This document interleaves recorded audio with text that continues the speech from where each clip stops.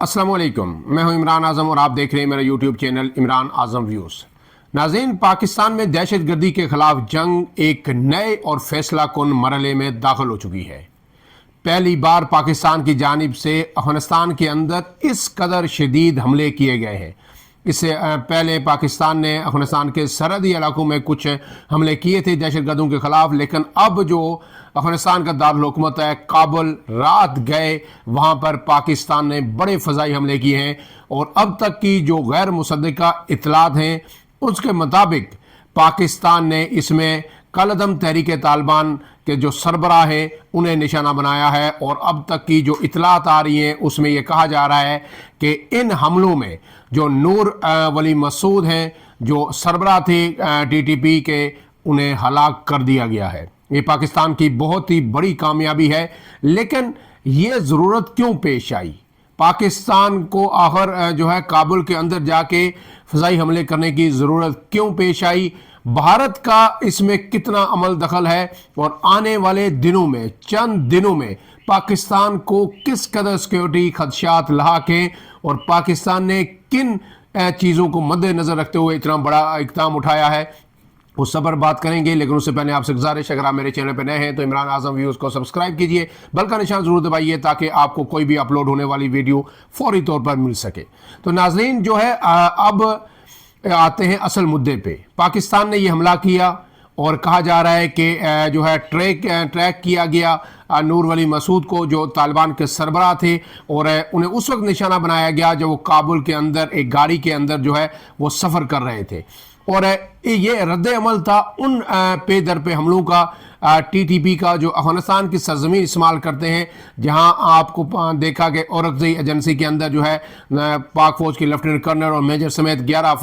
पाक फ़ौज के जवान शहीद हुए।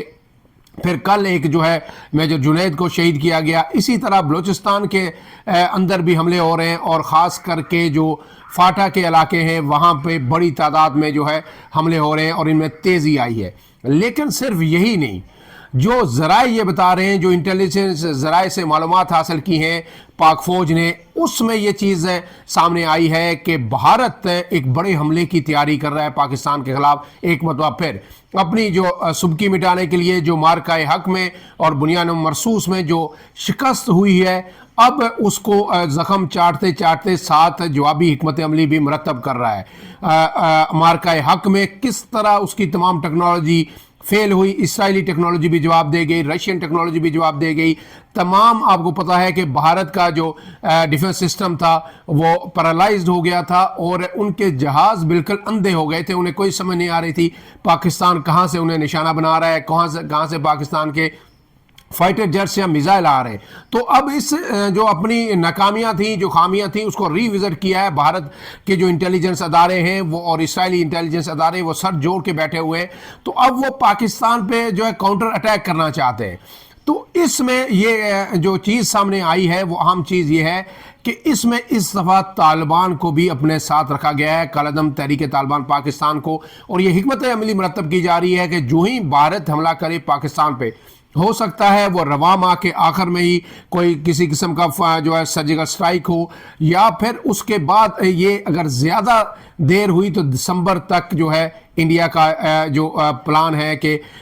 लाइन ऑफ कंट्रोल के ज़रिए भी पाकिस्तान के इलाके पे कब्ज़ा करने की कोशिश की जा सकती है। और जो है GB के अंदर भी इंटरवेंशन हो सकती है, वहाँ भी किसी इलाके के अंदर कब्ज़ा करने की कोशिश की जा सकती है। और फिर समुद्री हदूद से कराची की तरफ से भी हमला किया जा सकता है और सरक्रीक के इलाके में पाकिस्तान के किसी इलाके पे कब्ज़ा करने की जो है कोशिश करेगा भारत। लेकिन इसके साथ साथ जो ही भारत हमला करेगा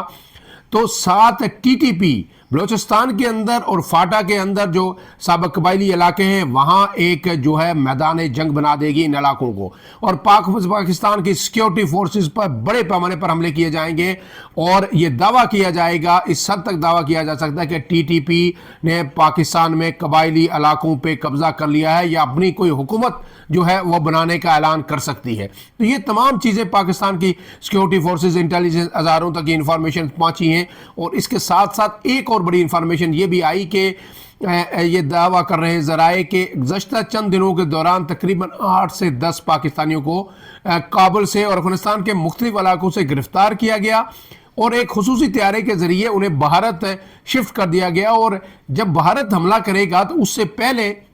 جو ہے ایک فالس فلیگ آپریشن کرے گا بھارت کے اندر، اور ان میں یہ جو لوگ افغانستان سے اٹھائے گئے ہیں پاکستانی شہری،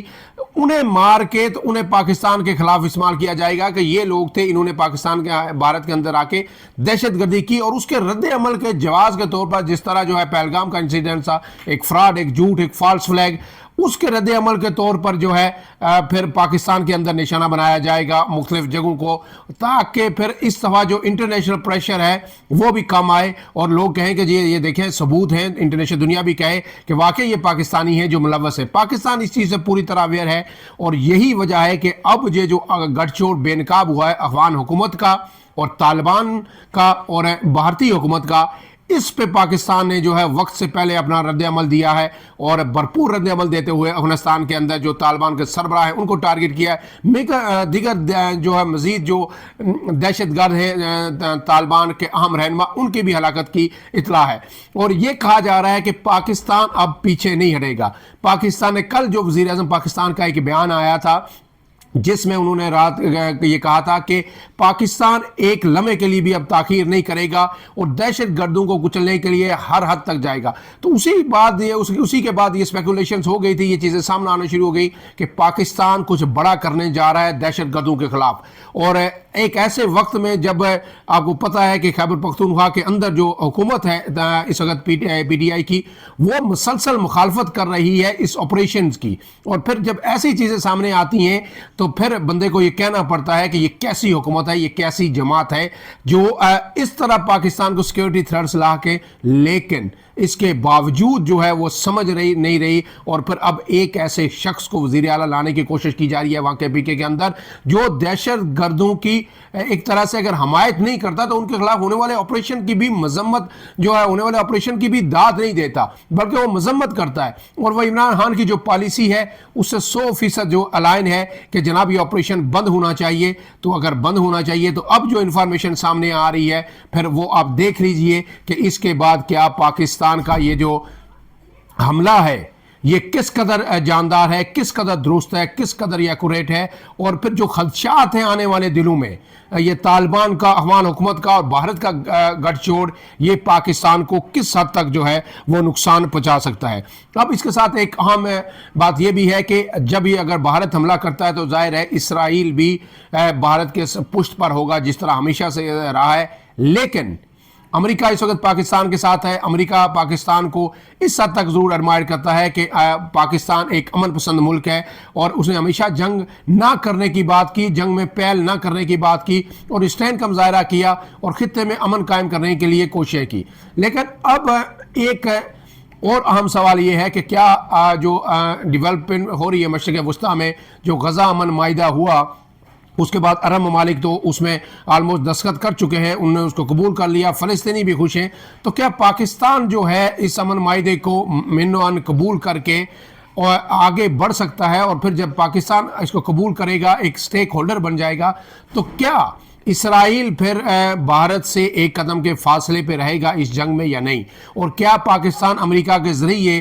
اسرائیل کو اس آنے والی جنگ سے باہر رکھ سکتا ہے نہیں؟ یہ بھی اہم سوال ہے۔ اب